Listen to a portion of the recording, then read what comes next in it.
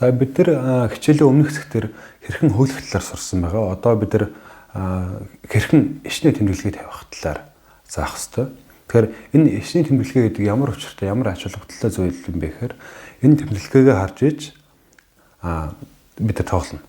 Тэгэхээр за шинэ 1-р зураас гэж хэлээж бод 1-р зураасны харалтаа энд нь соёл байдаг, энд нь доо байдаг ч гэдэг юм уу тийм ээ.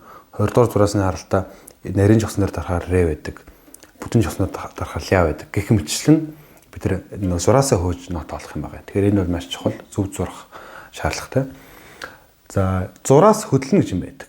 Одоо тэр юунаас гол нь шалтгаалж ихэд энэ дээд доод маарны зайнаас шалтгаалж байгаа. Тэгэхээр бид нар дээд доод маараа яг хаана байгааг нь яг өөрөө мэдээд тэгээд ингээд тогтоогоо тэмдэглээд тэгээд дараа нь лаада зурах юм бол лаад гэж бид нараас ярьдаг. Лаада зурах юм бол их зүгээр. Энэ доод марны хувьд бол энэ хайрцгийн дээд өнцгөөс 10 см-ийн зайтай гэж заасан байдаг стандарттай. Харин доод марнаас дээд марны хоорондох зай 56.5 гэдэг. Тэгэхээр тэрнээсээ багцаалтаад хэмжээ аваад ингэ тавьчихна. Яг эндээс энэ хооронд 56.5 гэсэн үг. За би бол ингэ 56.5 хэмжээгээ аваад жижигхэн ишрэхээр тэмдэглэсэн байгаа. Маш тэгшхэн ингээд тавьчих хэвээр. За ингээд лаада зурсан байхад ер нь бол лаад зөрүү гарахгүй гэсэн үг. За одоо шууд лаада зурцгаая. Бид нар нөгөө тюнер гэдэг зүйлийг мэддэг болсон. Тюнер хөглөгч. Тэрийг бас одоо энэ удаад ашиглана. Бүдүүн жагсаа дуургая. Энийг бид нар фагаар хөглсөн байгаа. Бага зэрэг өссөн байна. Энд дарчээ. За одоо та бүхэн улаан зүү яг голтон таарж байгааг харж байгаа бас тийм. Яг ингэж яг өнгө маань яг зөв асуудалгүй болно шүү. Энэ хавьд байх юм бол ингээд чангалаарай гэсэн үг. Ишээ хэтэрсэн байх юм бол суллаарай гэсэн утга гарч иж байна тийм ээ. За бид нар одоо лаада зуръя. За нэг 3 см дээд мараас 3 см доорч юм уу те багцаалтаа дуургая. Соёл хэтэрсэн бай тийм ээ. Жаахан ийшээ даръя. Уцаая. Тэгэхэд энэ үү шүү дээ тийм ээ. Тэгээ энэнийг хаалт судна гэсэн үг. Нэг зүйлийг анхаараа. Дарахтаа яг нэг хүчээр дарахыг бодоор хөдөлгөж явах то. За иштрихээрээ яг энэ хурууныхаа харалтаа тэмдэглэж байна. За яг 1-р зураас зурагдлаа. 1-р зураас.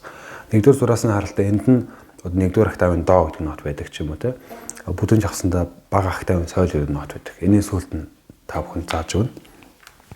Дараагийн зураас 1-дээрээ дарц юм чинь 1-р хуруугаар дарц юм чи одоо 3-р хуруугаараа багцаалаад харъя.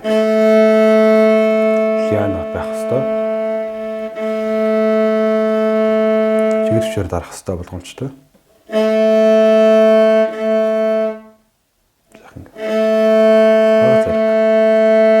Энэ үед бол зөв орж шүү. Тэгэхээр энэний харалтаас орчих.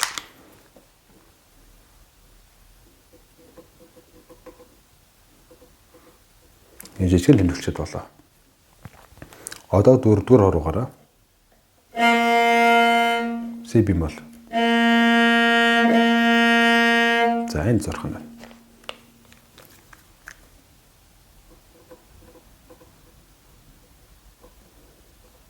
За ингээд бид нар эхний 3 зураасаа зурчлаа.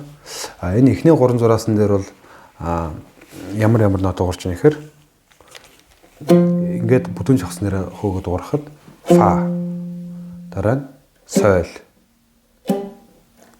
ля си бемол энэ 4 нотыг бид нар одоо ингээд хараад тоглох боломжтой боллоо гэсэн үг. За та бүхэн харьцааг харах юм бол одоо эндээс энэ хооронд за ер нь чиг татсан байна тийм. Энэ хооронд ойрхон байгааз. Энэ харьцаа нэр нь ямар ч хууран дээр маарныхаа зөв хэмжээ авсан байхад багцаа нь иймэрхүү тусан шүү. За эхний 3 зураасаа зурчлаа. Дараагийн зураас зуръя. 4-р зураасаа зуръя.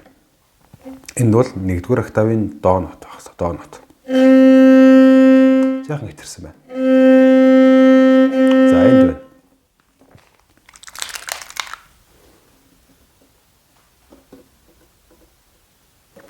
Жишээ нь тэмдэглэх болно. Дараа нь 3-р хуруугаараа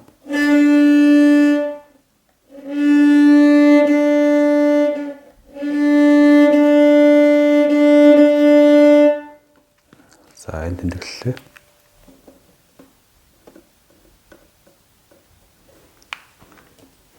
дараа нь 4-р хуруугаараа ми нотыг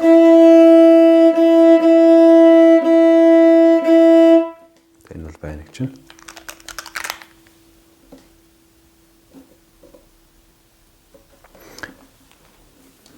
Дараа нь фа 1-р октавын фа. Энэ бол бага октавын фа гэдэг. Одоо л бид нар хэдүүлээ 1-р октавын фа дуурах чинь.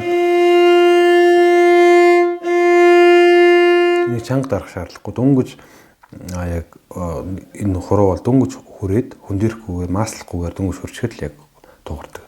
Энийг бол бид нар сул нот гэж нэрлэдэг байдаг. За энэ мөн байна.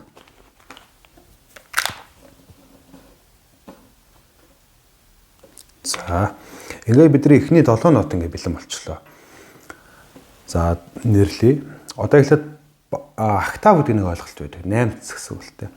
Эхлээд бид нар морин хооронд бол бага октав, 1-р октав, 2-р октав, 3-р октав гэж байдаг. Энэ бол одоо морин хуурын одоо бүх одоо энэ нотнуудын одоо цар хүрээ гэсэн үг. Багтаамж гэсэн үг дуурах нотууд юм. Одоо хэдүүлээ эхлээд бага октавын 4 нот.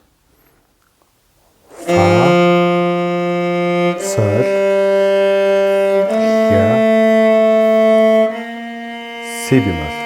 Энэ бол бага октавын 4 нот. 1 2 3 дугаар зураас нь харалтаа. Одоо 4-р зураас руу ороод ирэхэд 1-р октав гэдэг нь эхэлнэ. До, ре, ми, фа. За энэ зураас нь харалтаа бүдүүн чавсан дээрээ тоглоход юм байна те. Нарийн чавсан дээрээ тоглоход бас өөр нотууд гарч ирнэ. До, ре, ми бемоль. Энэ зураас нь харалтаа 2 бемоль байна те. Ми бемоль, си бемоль байна те.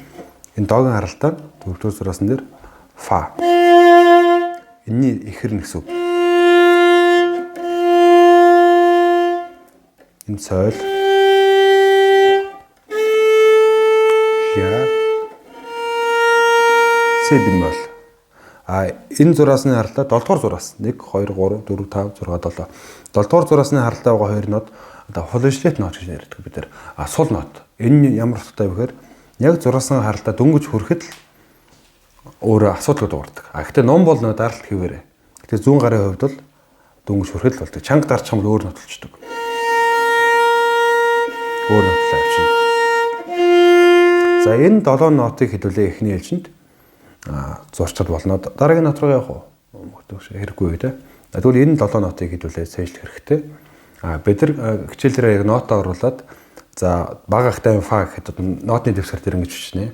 Морин хооронд хаа байрлалтай мэхвэл 1-р зураас нь харалтаа бүдүүн чавсан гэдэг юм уу тийм ээ.